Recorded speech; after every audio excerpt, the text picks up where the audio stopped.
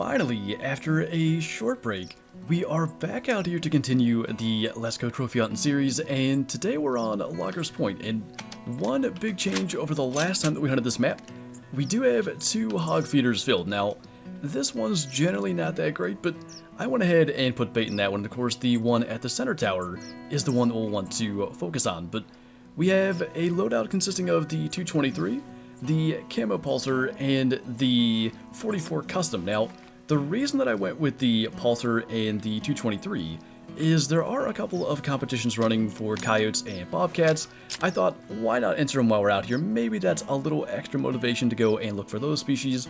We do need to fill 2 more of those medium platforms, so I thought maybe that would be a good way to potentially get that done. But I'm excited, especially with the hog feeders filled, to see what we can do today, and we'll see if we can add any new trophies to our lodge. Gotta say, starting off with a max weight mule deer is a pretty good sign.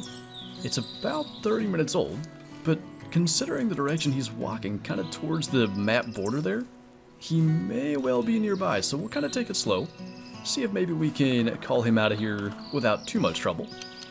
Well, unfortunately, I believe that's our buck.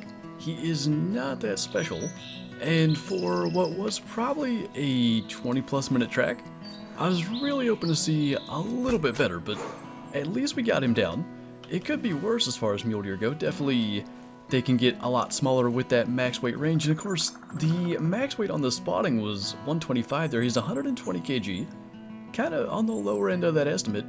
153 is not terrible, and ironically enough, we actually ended up on the other side. He was headed more or less kind of that direction, and basically turned right back around. But like I said, could have been worse. At least we got him, and we can head across and go check out that hog feeder hopefully next. I mean, considering my expectations for this feeder, that's not half bad. 810 to 910 might be a good reason to use our 44. We actually only have 1 round in this box of ammo anyways, so I wouldn't mind getting that used up. Especially kind of before we head to the next feeder. If there are potentially 2 that we want to take or anything like that, having more than 1 round in the cylinder may help us out. So I have to assume that'll be a long shot. I've not really shot very many feral hogs at all with the 44, but at what was probably in the area of 50 meters, a shot like that I would hope would be lungs, and I do believe I'm incorrect about that, so might have been better off launching an arrow from that range, but I don't even know if that'll bring him down. Not exactly what I would call ideal. Kind of getting some Rougarou Bayou vibes from the last time that we were out here for this series. We ended up tracking 1 buck for forever.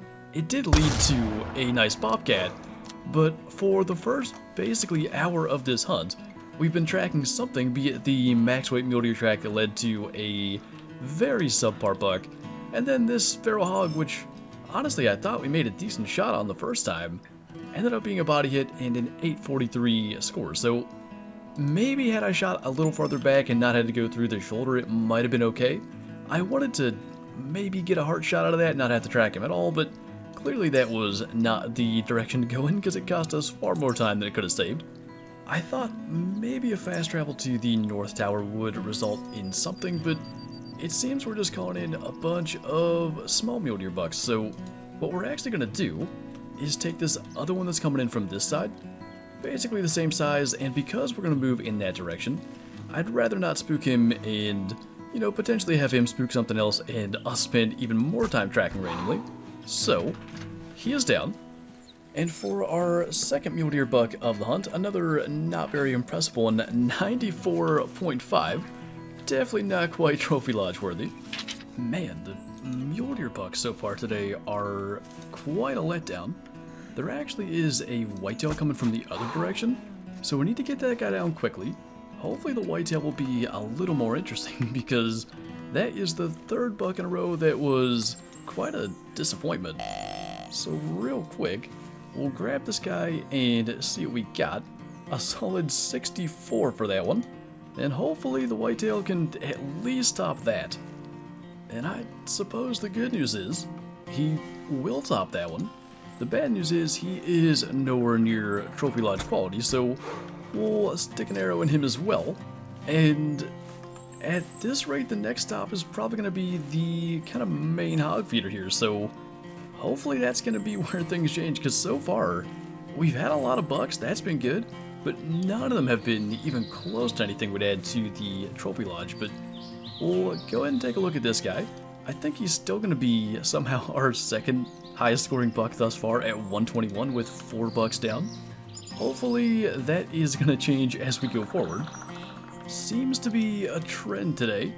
We have our best feral hog at the feeder as far as I can tell, 810 to 910, same estimate as the last one. Now, one thing I know for sure is we are not going to shoot that with the 44. Whenever he stops, we're going to try to use the pulsar, because even if we do get a poor hit like a body shot, it will eventually take him down. So I'm going to say it's a little beyond 40. That looks just about perfect. Hopefully it'll be a lung, and as long as we don't have to call him back in and shoot him again, I will be happy with that. So still not going to be a trophy lodge worthy feral hog, but I don't know, maybe we'll stop back through here later or something. I really thought we could get a 1000 between the 2 feeders, but no such luck there. Definitely far better that way. A long shot at 42 meters and a quick little minute and a half wound time for an 829 hog, so still not exactly getting anything special. We're going to start to kind of move, we'll probably kind of veer off down this way and then head south. We should be getting into deer once again, and I just hope one of them's decent. The amount of deer we've seen, like I said, it's been good. Just a bunch of kind of below average bucks. Well, that was in some ways predictable. The biggest feral hog we've seen thus far, 880 to 980, is away from both feeders and also just out here resting. I had a max weight hog track and really only had to follow it a couple 100 meters, and it's just laying over here in the open. So we're going to get to 30. We're going to go with the pulsar again, and we'll just try to get a lung shot and bring him down eventually. Not trying to get into that same situation that we were in earlier, tracking one down and having to call it back, especially given the fact that we have yet to get any real lodge additions. So that took him a long time to take off, but I can't imagine that would be anything but a lung shot, especially given the fact. And the bright blood would confirm that, so doing a lot better, clearly just kind of shooting them in the lungs and tracking them for a couple of minutes. In fact, he went absolutely nowhere. Lung liver, perhaps? It was. Left lung liver, 197 kg hog, and a 931 score. Now, considering we have 3 maps with feral hogs in this series, and if we can continue to fill the hog feeders, I'm quite confident we can top 1000, and just because they're not my favorite models in the game, I would say at best we'll have 1 in the lodge overall. So we'll wait till we get 1 over 1000, but that is at least a decent kill, especially compared to everything else we've seen thus far in this hunt. I can't imagine there would only be 2 coyotes traveling together. How does that guy see us? 30 meters away in a tower, so the competition requires 15+ meter bow shots. I didn't think there was a chance he'd spot us. Now, we're not wearing any camouflage for this map, and honestly, I believe camouflage still does matter if you're in a tower or in a tree stand, but the reason I chose not to wear camo is it feels to me like the Summerfield camo is just doing nothing as of late.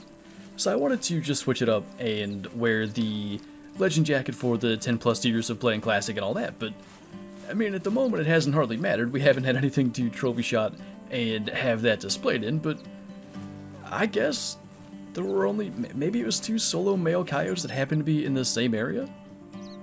Probably, for just a minute, we're gonna kind of scoot back to the tower and sit and wait. It seems weird. They kind of came in together and everything, but then again, walking out to claim that may have spooked any others anyway. That's a Melanistic Coyote. I can't believe that. It's a female. I only called that in with the concept of other ones coming in. I do hear some. I mean, just in case, I guess we better wait it out, but unless there's either a huge one, and now of course they're kind of getting in the way, we better try to get that. I guess we're gonna have to go for a headshot now, so maybe that was not the best move. That will do though. I can't believe it. This has been the slowest loggers point hunt in recent memory for me.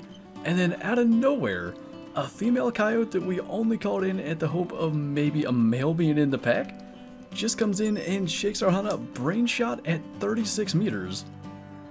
That's incredible. And I know saying it now has way less value. I was thinking earlier though, as, you know, small buck after small buck and stuff like that continued to show up.